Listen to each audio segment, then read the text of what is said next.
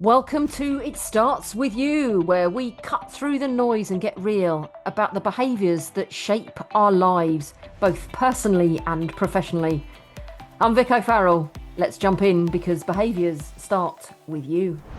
And I'm not going to say Happy New Year because this one's coming out in February and I feel like that's a little bit late.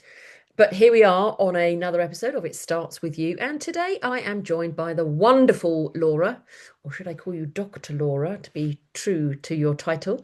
Um, as I do with all my guests. Laura, would you like to introduce yourself, who you are, what you do, and tell us all about your personality style? Sure. Hi, Vicky. So I'm Dr. Laura Shallcross, and I have been called Laura, Dr. Laura, God knows what over the years, so call me whatever you want to. Um, I am a coach and trainer, and I work with female leaders whose careers feel successful on the outside, but on the inside everything's turmoil and difficult. And they feel like life's passing them by. So I provide the scaffolding for them so that they can restructure their inner world so that it then matches their outer world. I love the way that you describe that with scaffolding.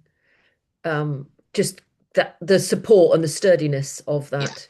yeah. Um, so personality wise, Well, the structure thing very much matches my personality style. So you know as well as I do, I'm very blue. And as you pointed out just before we started recording, I have dressed to match. So yeah, I am very analytical, very structured.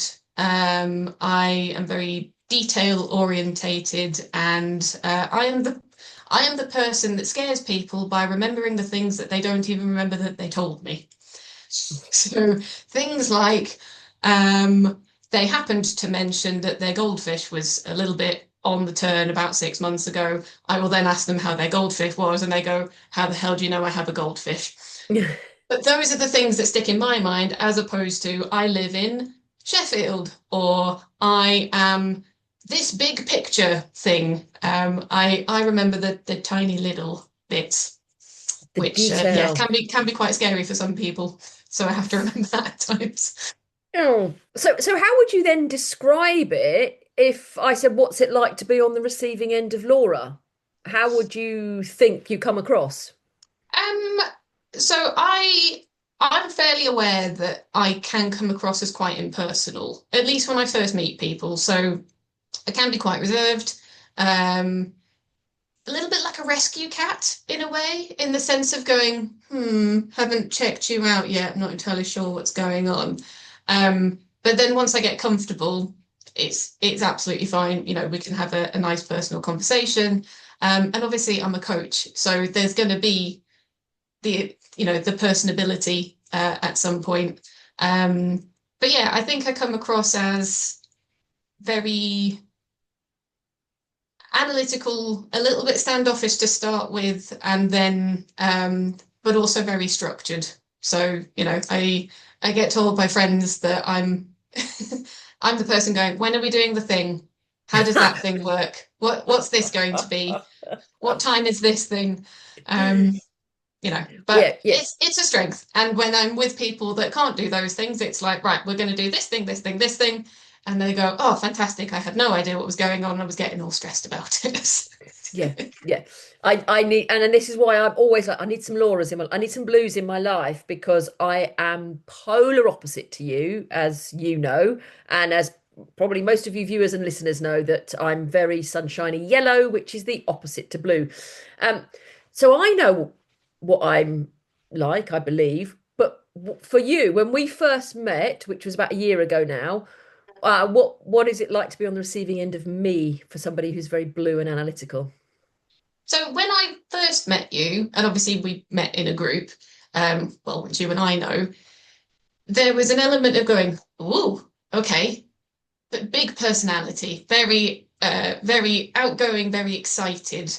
And me being my rescue cat, if we're going to go with that analogy, it was a bit sort of not sure, but I know the other people in the room, and they've all told me that you're lovely and all those kind of things. So all of that was in my mind, and then obviously as I got to know you, it was just a Oh, okay. It's just that that is your personality, and you are very warm and inviting, and um, just bigger energetically than I am.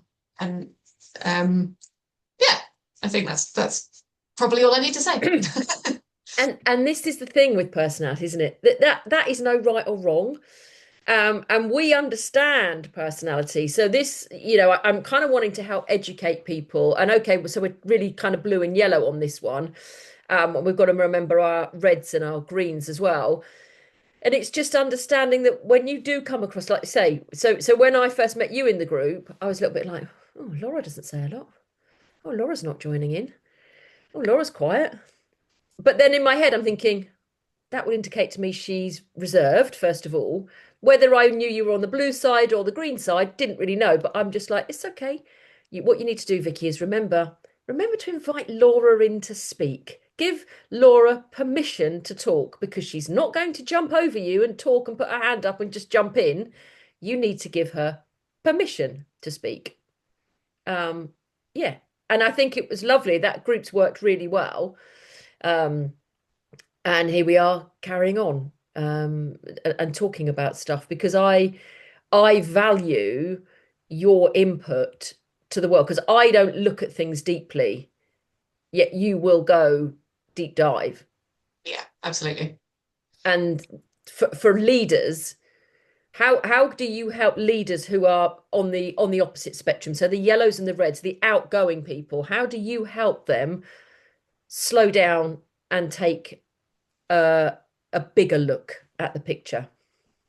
So I'd say the first thing that I tend to do with them is um, sort of not exactly the same as what you do, but just going, okay, how do you perceive yourself, and how do you understand that other people perceive you? What are the compliments that you get? What are the things that people tell you maybe you could change? And also, how do you react to those things? How do you react to feedback?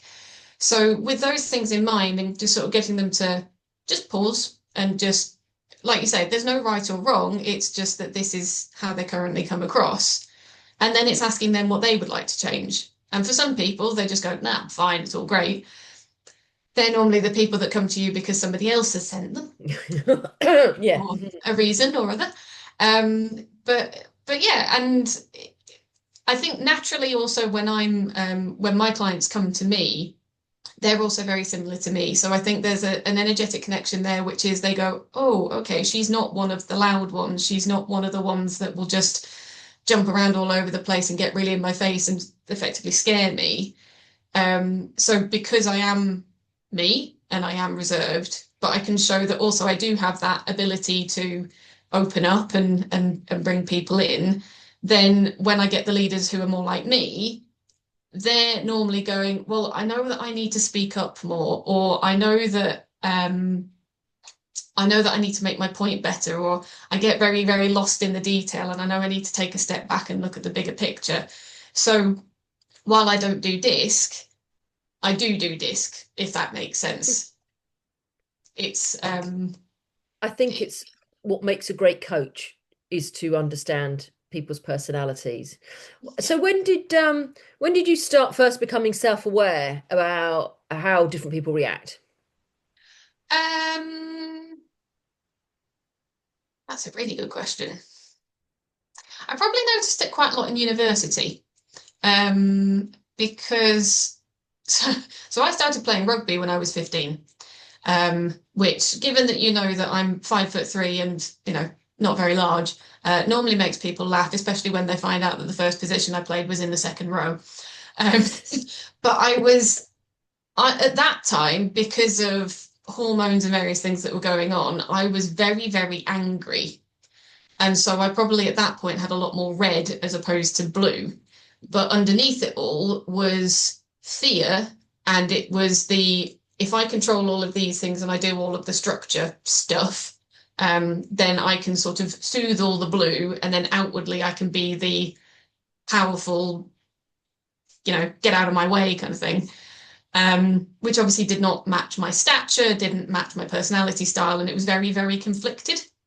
So at that point, I probably started becoming aware of going, how do they seem to be so able to just be themselves, whereas I'm here going like masking like crazy, um, don't want to be around anybody, and just trying to adapt who I am to whatever kind of situation that I'm in.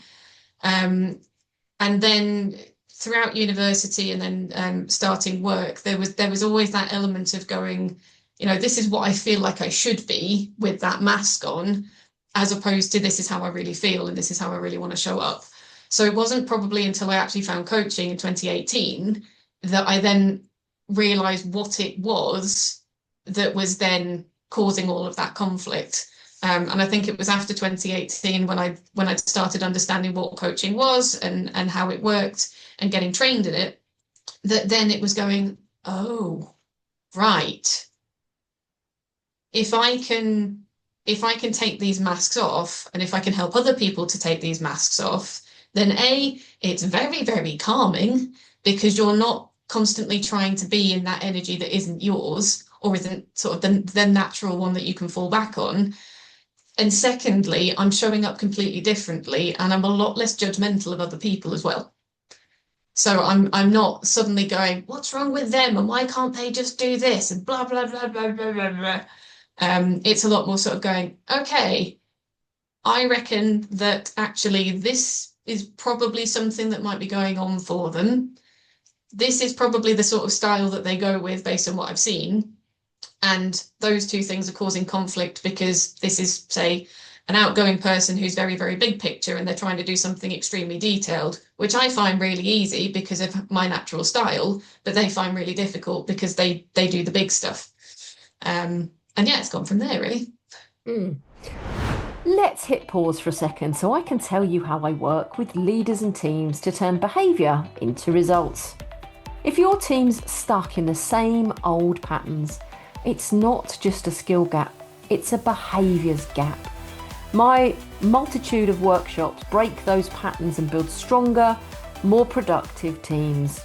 It starts with you, and together we'll make it happen. And that's really interesting when you talk about masking, because we see it a lot, don't we? Where Oh God, people yeah. feel that they need to act in a certain way because of a job title or an organization that they work for, but it's so unnatural to their natural style. It's a bit like you just said just then, detailed and stuff like that. Me, no, don't get me wrong. I absolutely can, and I do love spreadsheets, but I really have to be in the right frame of mind and the right headset to do it. I can't, if you told me I was doing spreadsheets from a job, I'd be like, that's not my job. But I Whereas if do you told do me them. I was doing spreadsheets for my job, I'd be like, yes, get in. Yeah, I'm not like, record podcasts, go and speak on a big stage, go and just be a big personality. Absolutely, that's me. But I know you can do that too. But again, it's when we have to find when we if we spend time masking too long, it's exhausting. How do you help people understand that they are masking? Because people who are masking often don't even know they're doing it, do they? They just don't know. I'm exhausted. I'm worn out. I'm hitting burnout. I don't know why. How do you help people unpick that? So there's an element of, with the work that I do, sort of holding up a metaphorical mirror to them and sort of getting them to see what it is that they are, how it is that they're seeing the world in the first place, sort of what kind of lenses they might be looking through in terms of their values or their belief systems or their lived experiences. And then it's asking questions about that, about, where did that come from? How would you like it to be? Do you know anybody for whom that's not true? And sort of challenge those beliefs and those understandings of things. And also getting them to understand what it would be like if that wasn't the case. How when they start dreaming into how do they want it to be. And for a lot of my clients, that's really, really difficult because especially given that I naturally attract people who are more detail orientated, having a vision for what they actually want is really difficult for them because the big picture stuff is the stuff that it doesn't come naturally. It's not the place where they start. So even getting them to think, a year in the future of where would you like to be? All of those sort of common questions that you get in performance reviews of where do you see yourself in 5 years? For a blue person like myself, it's a No bloody idea. I can tell you exactly what I'm doing for the next week or the next month or, what these things are. But if you ask me any further on than that, God, no, I haven't got a clue. And it's stressful, it brings up that sort of, oh God, I should know this, but I don't. And, I need to have my knowledge and I need to have my understanding of these things. And but that big isn't the natural state. It's Mm. not the easy place to come from. So again, like you with your spreadsheets, you can do it when you're in the right energy for Yeah, it. And I can absolutely do visioning when I'm in the right energy for it. But when I'm not, it's just like nothing, absolutely nothing. Um, as far as I can tell, it's almost as though I'm sort of so zoomed into the big picture that it takes me a long time to actually come out to then go, oh, look, it's a field that looks green, as opposed to just I can see a blob of green and that's it. it's a blade of Um, grass. exactly. Yeah. Oh, no, and I guess, yeah, so on the other side of it is, for example, if I'm in a spreadsheet mood, if I'm not in a spreadsheet mood and I've got to do one, work just sitting there going, how do I put a formula in here again? I can't even think about how to put a formula in here, let alone populate it all. It's just like this isn't going to happen. Um, so when you've done this work with clients, just helping people who are listening to this going, where do I start by unmasking? What's the impact when the penny drops, when people realize it's masking is what they've been doing? So the impact of the penny dropping is normally there's quite a physical reaction. So there can be a lot of suppressed emotion underneath it because, again, in everyday society, it's no, no, no, you don't show any emotion. No emotions, thank you. That's not what we do in the workplace. That's not what we do anywhere. It's very uncomfortable. No, thank you. Um, so it can be quite a, saying to somebody the other day, it would be brilliant if I could use the terms I make people cry and they like me for it as some form of marketing. I don't think that that's necessarily going to work without any context. But in terms of the context, it's absolutely that. With that unmasking, with that relief that comes with, oh no, I can be me. I can be myself the way that I want to be, and I can relax into it. And oh my God, the relief that comes from that. So it's not just the outpouring of emotion, which, can be big, can be small, entirely depends on the person. But you can see it in their posture, their shoulders drop, their demeanor, they breathe out. It's that just sort of sigh of relief of going, oh, thank Mm, God. yeah. Um, and then them noticing when they've gone through a few sessions with me and they've started unmasking, then going out in the world and coming back again and going, I tried something different this week and it worked.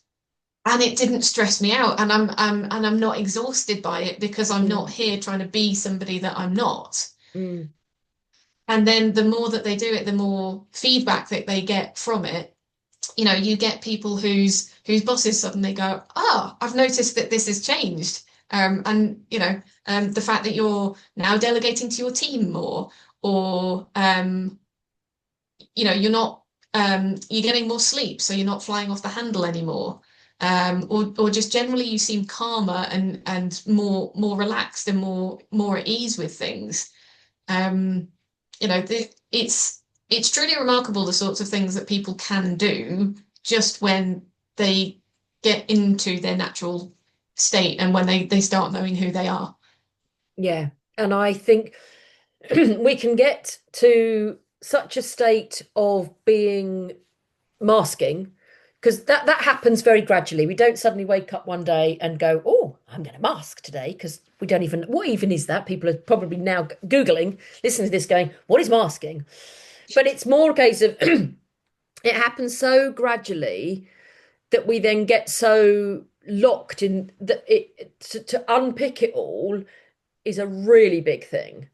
And I think the power of it, and if you're listening to this, thinking, I'm a bit locked, I'm a bit stuck, I don't know even where to start. And when I talk about personalities, I talk about that as the core of an onion. Our behaviors are a massive Spanish onion with so many complex layers that you can't just get that and cut it in half like you're going to do some cooking. You've got to peel back gradually so that you can understand how you got to where you are. Yeah. What's made you end up behaving in such a way. And some people don't even know that's why they're exhausted and they're hitting burnout, do they just kind of carry on in life. Yeah. um let's pick up on that emotional part, because when we first met, I shall share with everybody. I think most people know that I was on Amy Rowlandson's group program, living. I now live my life in fulfillment. And let's face it, when we got, that was a year's program, was it? No, a 12. I can't remember. You'll know that because that's Uh, detail, isn't it? But we met well, about a year ago. Yeah. And when I started that, yes, it was 12 weeks, and then we added on another group sessions, didn't we? When I started that program, when I first started reading Amy's book, I was not living in alignment. I was not living my life of purpose. I was tears. I mean, I think most of those first calls I came on, when it was my turn to speak, I think you probably just thought, she's a bit of a crybaby. She's crying again. There she goes, crying again.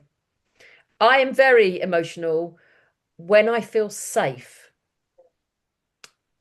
How do you make people feel safe to be able to release that emotion? um, well, firstly, just to address it, I didn't think that you were a crybaby. The only thing that I thought was, wow, there's a lot of stuff. Okay, there's a lot of stuff, Okay, and thank you. Thank you she's for gonna being need kind. she's gonna need some support here. Um, and everybody's got stuff. It's like you said, it's absolutely that onion. Um, but so the way that I start getting people used to it is, especially for somebody who, um, I'm thinking of an amazing client that I've got. When I first met her, I watched her push her emotions down. Like you could see it was starting to come up, and watch her going, no, not allowed. And I said to her at the time, was that was extraordinary. Like that was truly extraordinary to watch you, evidently having such, let's call it control over your emotions, that you can literally just pull it down, internally. But when I say control, it's not control, it's suppression, but it's like significantly forced suppression. So there's a lot of energy that goes into it. And a lot of people who are extremely exhausted, it's because they are spending a lot of energy forcing all of those emotions down. And one of my absolute favorite people in the world, mentor, coach, fantastic woman that is Annie Stoker. She describes it as the energy that, if you think about trying to keep a beach ball underwater. So this is a really big, full beach ball full of air, and you're trying to force it underneath the water and hold it there. And because as soon as you let go of it, it will pop up. That's exactly the same as what you're doing with your emotions. But the thing is, the amount of energy that it takes to force that down is energy that you could be otherwise using to do pretty much anything else in your life. It causes a lot of stress. And then also with the amount of emotions that you're pushing down, because you can never push down one. Anytime you push down any emotion, you are then suppressing all of them. So you're not just suppressing one emotion, you're suppressing all of them. And the amount of energy that that takes is extraordinary. But then when you start learning how to let them go and let them process, not only do you release that energy because you're not pushing it down anymore, but also you don't have to then keep going. You don't then have to keep pushing all of these things down. You can process them naturally. And emotions are supposed to move through the body. The reason why a load of people end up feeling significant amount of stress is because those emotions get locked, they get stuck. So if you think about, what's a good example?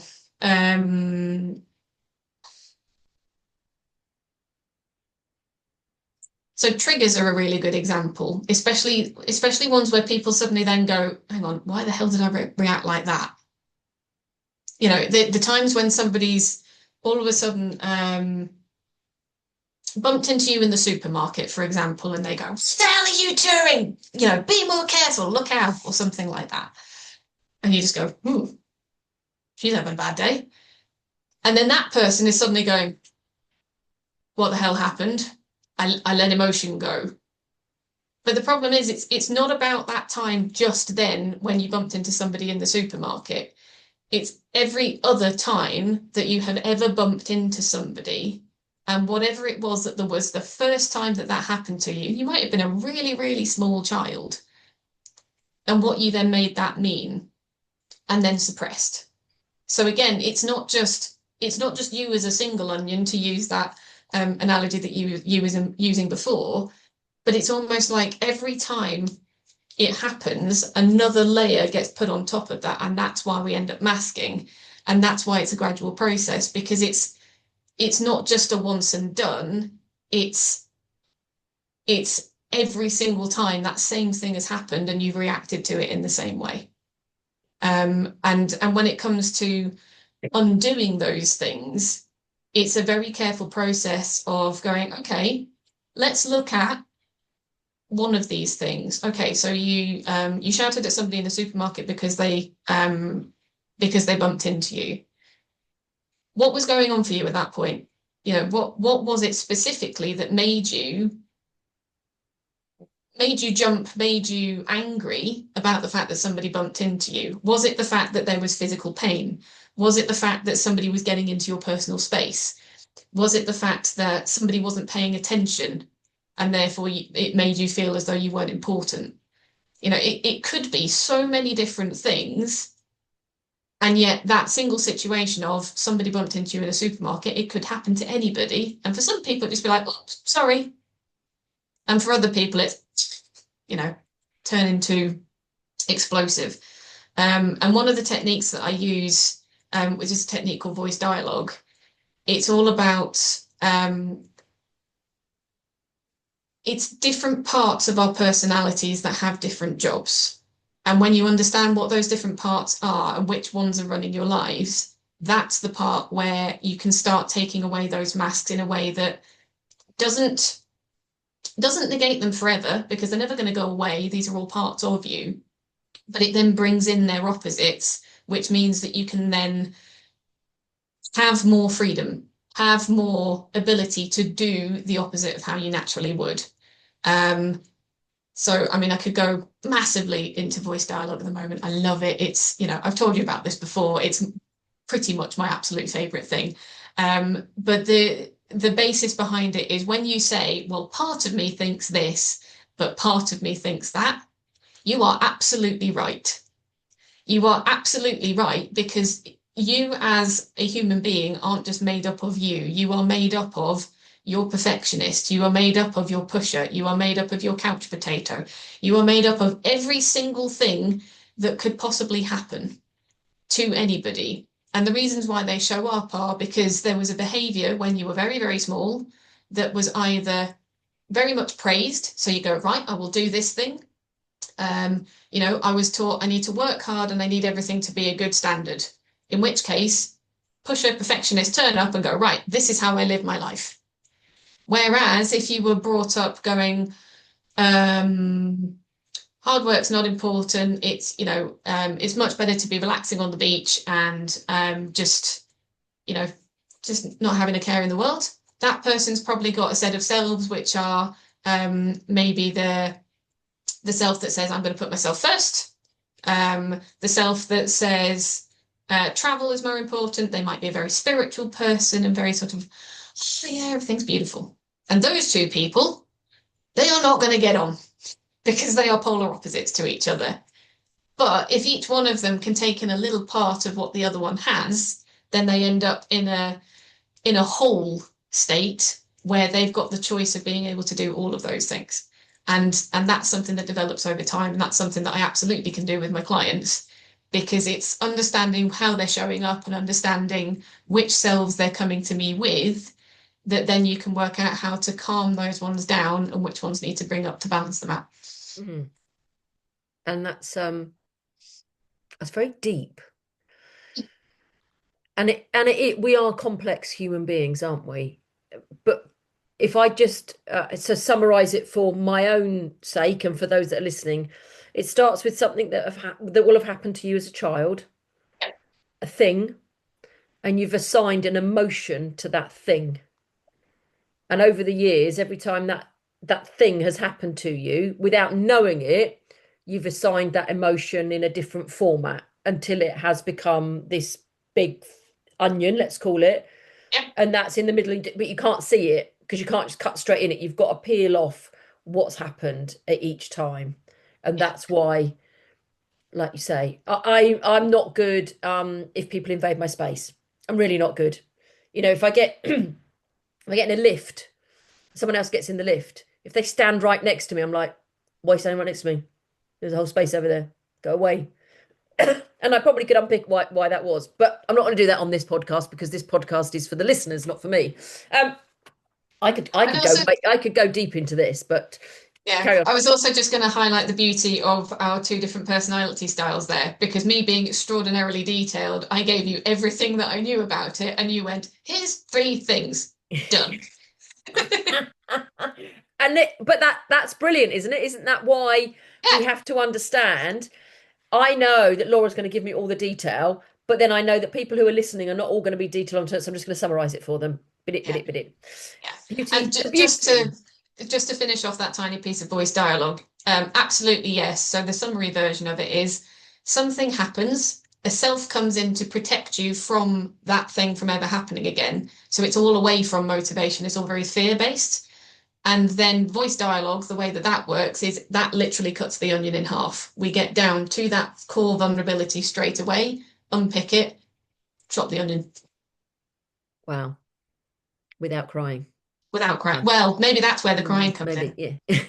Well, we're talking onions. I always cry when I cut onions. Exactly. There you go. That's what's happening. Oh, Cells are actually onions. this is fascinating, Laura. But what I'm going to do is I'm gonna bring it up to a close because I didn't realize we have been talking for over half an hour now. Yeah. I know. And I know all your details will be in the show notes, listeners. You can find everything out about Dr. Laura and where you can contact her from in the show notes. But if you could leave somebody who's listening thinking, I think I'm masking, what's my first step? What would you say to somebody who said, what is my first step? So I would say your first step, um, if you have recognized that you might be masking, firstly, celebrate that. Celebrate that awareness that you're going, actually, I don't think this is me. I think this is a mask that I'm putting on. And then from there, there's lots of things that you could do. You know, if you're somebody who likes writing, you could maybe journal it out and go, what am I doing this for? Where did, you know, and start maybe trying to unpick it that way. Or you could, my mind's gone completely blank right now. This doesn't happen very often. Actually, just talk it out to yourself. You know, Well, I do that if I'm driving and I need to do stuff because obviously these days you do have what you call it, these phone oh, I've got you've just sent mind blank over to oh me no, because we've gone over half an hour of both of our brains have just gone. exactly because you've got hands free in the car. You can drive along talking to yourself, and Yeah, nobody knows whether you're talking to yourself or not.